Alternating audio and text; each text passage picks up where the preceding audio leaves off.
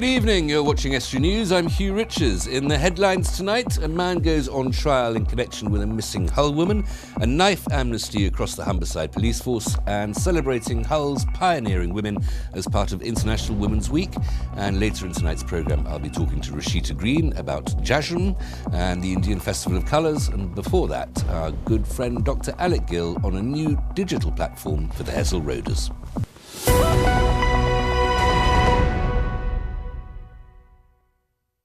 The husband of a missing Hull woman went on trial today. 47-year-old Majid Mustafa is accused of conspiring to cause grievous bodily harm with intent and conspiring to administer a noxious substance relating to his wife. 49-year-old Renata Antchak went missing after leaving her home on Kingswood last April. Earlier that day, she dropped her daughter off at school in a black Mercedes. Since her disappearance, there have been no confirmed sightings of her in the UK or her native Poland, despite widespread media appeals. More than 200 knives have been taken off the region's streets as part of Operation Spectre. Humberside police set up sealed bins at 7 stations across the force for the knife amnesty. People could hand in weapons without having to answer any questions or leave details. Blades ranging from small knives to samurai swords were handed in. There are fears jobs could be lost at Hull College as part of plans to restructure the organisation. More than 200 jobs are under threat across 3 sites, including HC UK Training. The company's looking at a 5-year plan to help protect jobs. Some services may be outsourced as part of the reshuffle. Grimsby Town has a new manager. Michael Jolly has been appointed as first team manager on an undisclosed rolling contract.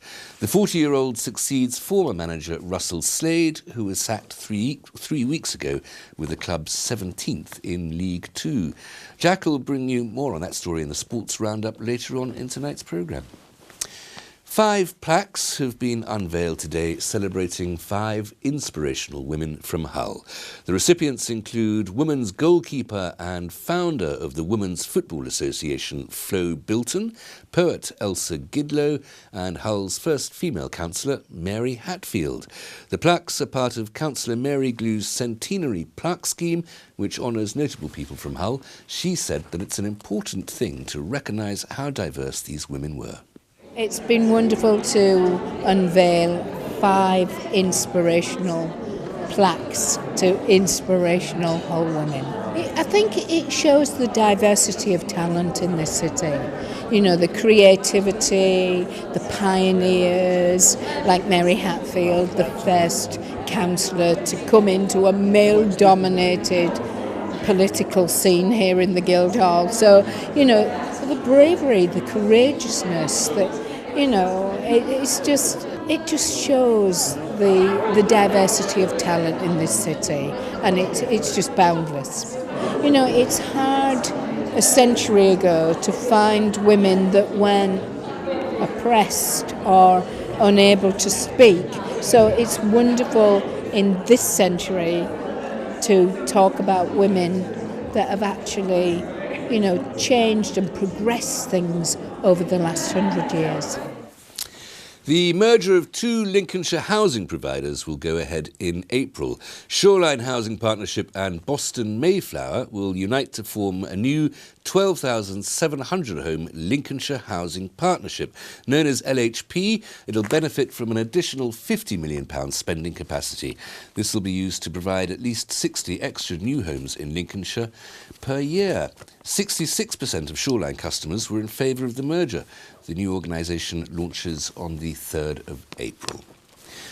The chair of the Hull and Humber Environment Forum says the jury's still out on the legacy of Hull 2017. Adam Fowler says the city's year in the spotlight was a positive outcome, but more work is perhaps needed in the long term to sustain its cultural impact. The City of Culture, as you say, was a major success. It put Hull on the map. And for 2 reasons. It wasn't just the people from outside of Hull who I think have got a better impression of the city. The key thing for me, and as you say, I've been involved in various aspects of it, particularly in the repaving of the city centre, is how we feel and how we feel people listening to this show, how we feel about Hull. And that's the crucial thing. If we're to turn Hull round, it's what we all of us, where we live in Hull or whether we travel to Hull on a regular basis, it's how we see the city, and that's crucial. So with legacy, jury's out on that. It was never just about 2017, as the City Council and City of Culture Company said. It's about what happened after that. And you can see that interview in full as part of tonight's Hot Topic here on Estuary TV at 8:30. A groundbreaking research centre to help doctors spot the early signs of life-changing illnesses is being built in Cottingham. The Molecular Imaging Research Centre at Castle Hill Hospital will be used to provide the diagnostic tools so medical professionals can identify the early signs of cancer, heart disease and dementia. The centre is a partnership between the Daisy Appeal, Hull and East Yorkshire Hospitals and the University of Hull, which has invested £1.8 million in the project. Work on the building is expected to be complete next March. The Humber Bridge Farmers Market will take place at a later date. It's been postponed. It was due to take place yesterday under its new ownership, a company called the Market Managers, but it was called off due to bad weather. The decision to postpone the event was made by the new operators and the Humber Bridge Board following an inspection of the car park. Andrew Riley of the Market Managers says it's all systems go for the new date. So far we've got a great response from the traders who want to come back, so we should have all the favourites that people are used to seeing here and hopefully some new faces as well. Well, we find if you've got the right traders and a good variety, then people will come back to you. As I say, they really enjoy buying really good quality products, and as long as you've got a good variety of all the basic things and some interesting new ideas coming in all the time, people will come back. And we're finding this all the time, and that's why they seem to be growing in popularity. And that event takes place on Easter Sunday, the 1st of April, from 9 a.m. until 1 p.m. A new collection of recordings of people's memories of dance halls, picture houses and the Blitz in Hull is now available. Untold Hull features more than 100 life story recordings, as well as special collections exploring subjects such as Hull's pop music scene, black African heritage and memories of Newland Avenue. The Oral Archive is a new permanent digital collection that will be accessible online at untoldhull.org. And a photography archive exploring Hull's Hessel Road during the 70s and the early 80s is now in digital form and is about to go online. And I'm joined now by its creator and curator and photographer, Dr. Alec Gill, MBE, to tell me more. Alec, welcome back. Very good to see you back in the studio. Thank you. How are you? I'm very well, thank you. Yes, excellent. Nice to come across there with Grimsby. Now, these are photographs that you took back in the 70s and early 80s. Yeah. Particularly of Hessel Road. First of all, what's the address that people should go to if they want to look? The website, which will be released, be available in about a couple of days' time, is www.thehesselroaders.com. So it's just all one word, lowercase, thehesselroaders.com. And then people can see the pictures after all this time. And this is it's the same name as the exhibition that you had on, or the exhibitions that you had on during the Year of Culture. Just the Hessel Roaders, that's right. And that, just recording that social history, as it were. Yeah. How did those exhibitions go? Oh, well, there were three in told, and at the History Centre, at St John's Church, and then down at the Hull Truck.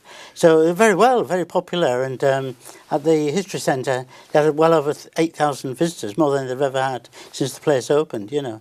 So very popular, and people thought a lot of the pictures, although I'd taken them in the 70s, 80s, like you said, they thought they went back to the 1950s, you know. They've got this great vintage quality, you know. Well, it's striking. I mean, they're black and white for a start, but it's striking that the ancientness of the vehicles. I mean, you expect to see horse-drawn carriages in some of these photographs, and lots of equipment, big cranes and things like that are driven by steam still. Steam back trains, in the 70s. yeah, that's right, steam trains. And I don't remember the 70s as, I would say I was extremely young, but I don't remember it being quite that archaic. But it does take you right back, doesn't it? Well, sorry, yeah. No, sorry, you go No, ahead. the fishing community, it did seem to have its own world, and I'm not saying it's in a time warp or anything, but the people, it didn't change dramatically, and it was the community spirit or the closeness. It's a village within a city, as I called it at one time, and it tended to have its own self-fulfilling life around the fish dock.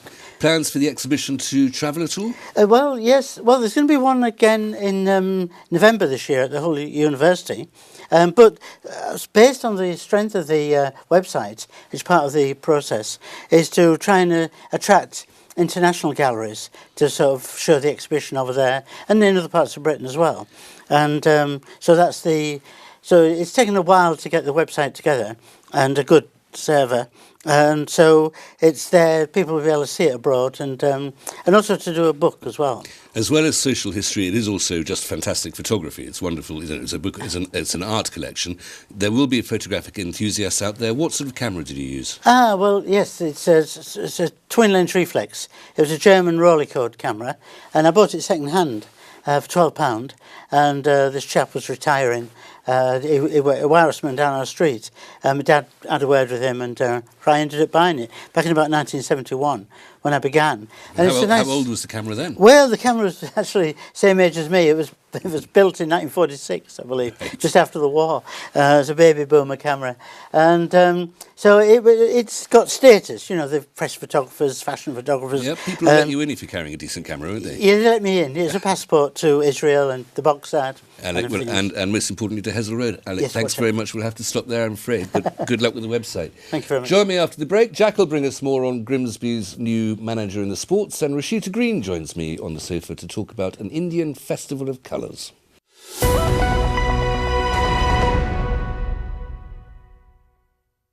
Welcome back. You're watching Estuary News. Still to come tonight, Jack brings us more on Grimsby's new manager in the sports, and I'll be talking to Rachita Green on celebrating the Indian Festival of Colours.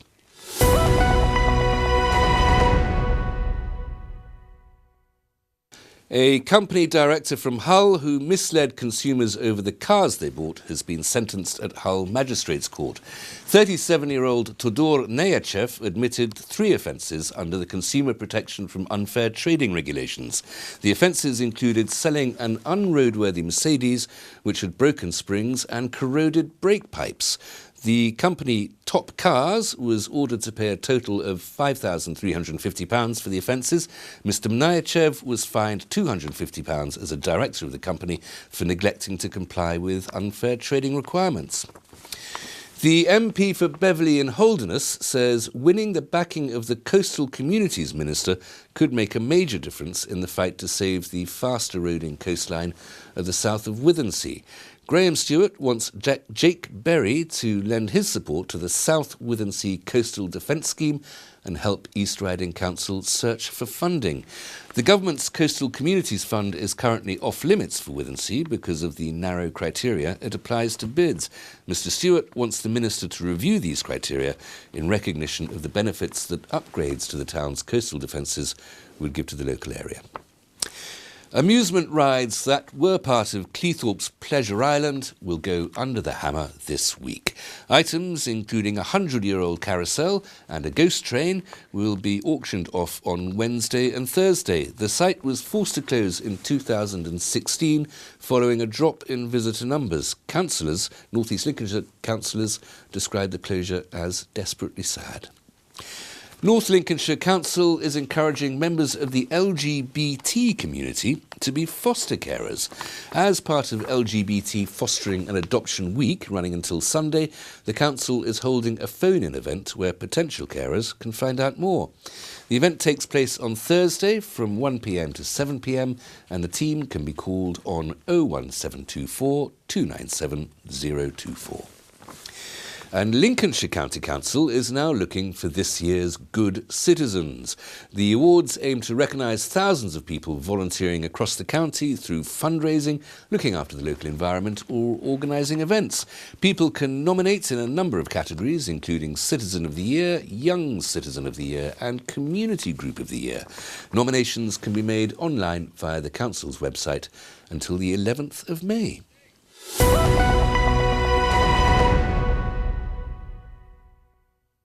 Now, there's to be a celebration of the Indian Festival of Lights this weekend, and I'm joined by Rachita Green, late of this parish, Yes. to come and tell me all about it. What is the Festival of Lights, I said? Festival of Colours. Colours, yes. Get this right.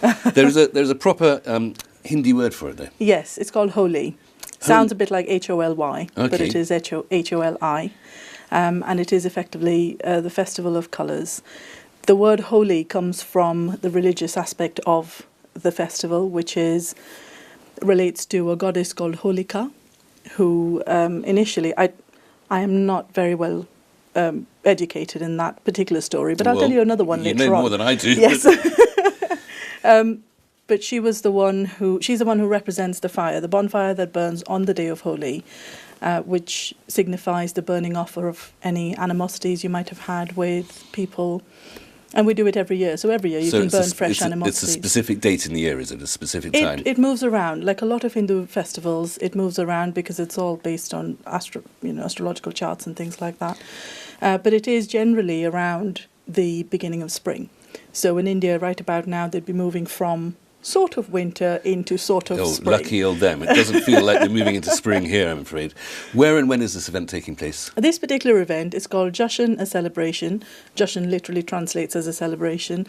And it's happening at Brigsley Village Hall on the 10th of March, so Saturday, between 11:30 and 2:30. Bridgeley is whereabouts? Is that if people? Brigsley is the next village after Waltham. Okay, so you just can't outside miss it. Grimsby. It's just outside Grimsby, yes. And everybody's welcome to turn up. Everyone, dogs, cats, friends, family, everyone's welcome to come along. And it's an important cause, isn't it? It is, yes. We did it last year, and then we raised money for the village hall itself and Sport Relief. It was really a test run for hopefully raising more money for local charities, and this year we're doing it for Mind, in particular the North East Lincolnshire branch.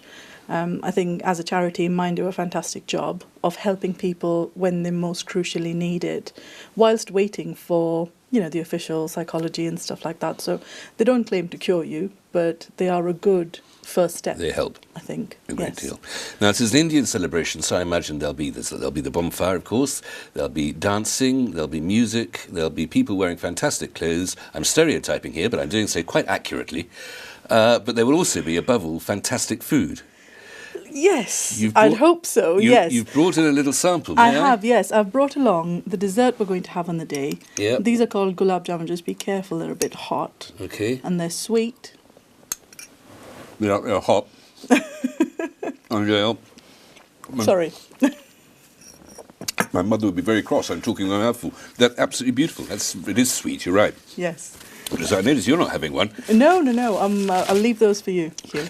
People can bring their own food, of course, and that's part of raising the money, but you're also giving out little goodie bags. These are part of the main business, so I've just brought them along for you to have a look at. But you can, there's a little spice jar in there. So the Fantastic. Business Masala Masters. Can I keep this? Is running. Of course you can, yes. It's for And you. a recipe for? There's a recipe for chicken tikka in there. Okay. So you can have a go and let me know what you think of it. That is the most English of all Indian cuisine, isn't it? That's the great compromise, isn't it? Start you off slow, Hugh. Rachita, I'm sure it'll be a fantastic event. Thanks very much for coming in. Here's Jack Bull's Street.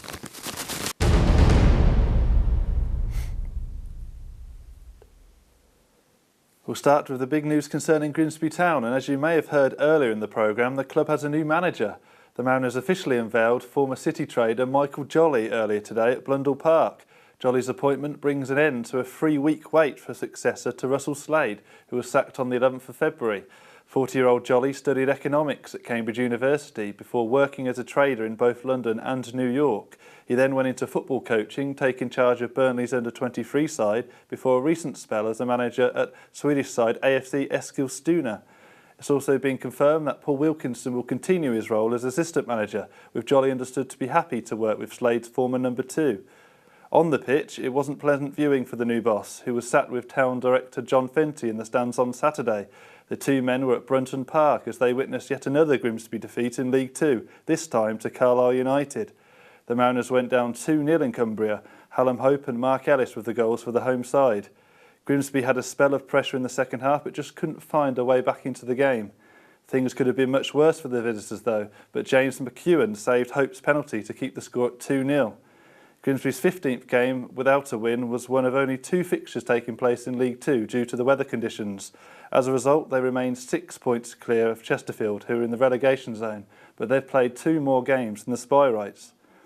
On to another club that has been on a terrible run of form at the moment, Scunthorpe United. The Iron lost 2-0 at home to relegation strugglers Oldham Athletic at Glanford Park on Saturday. 2 goals in the final 12 minutes condemns United to defeat. It's now just 1 win in 10 for Graham Alexander's side. Oldham substitutes Patrick McElhenney and Owen Doyle struck 4 minutes apart in front of a crowd of just 3,700. Despite the defeat, Scunthorpe remain in the playoff places, sitting in 5th place, 4 points above Plymouth Argyle, who played a game less. Meanwhile, Hull City didn't play over the weekend as their match away at Ipswich Town was postponed due to the weather. As you can see, conditions down in Suffolk were too bad for the fixture to take place. The game was called off a day early due to safety reasons and the hazardous conditions in the area surrounding the stadium. The match at Portman Road has been rearranged for Tuesday the 30th of March with a 7:45 p.m. kick-off. And finally, in Rugby League, Hull FC beats Warrington Wolves at the KCOM Stadium on Friday night. A player from either side was sent off as the Black and Whites won 21-12 in a fractious Super League clash. Barita Ferramo and Carlos Tuavave were the try scorers for Hull, while Mark Sneed kicked 6 goals and a further drop goal to seal the win. Warrington's Declan Patton saw red for catching Ferramo with his arm, while Hull's Liam Watts was dismissed for headbutting Dom Crosby himself. FC are 5th in the Super League table with 2 wins and 2 defeats from their 4 games so far. That's all for today's sport. Back to you in the studio.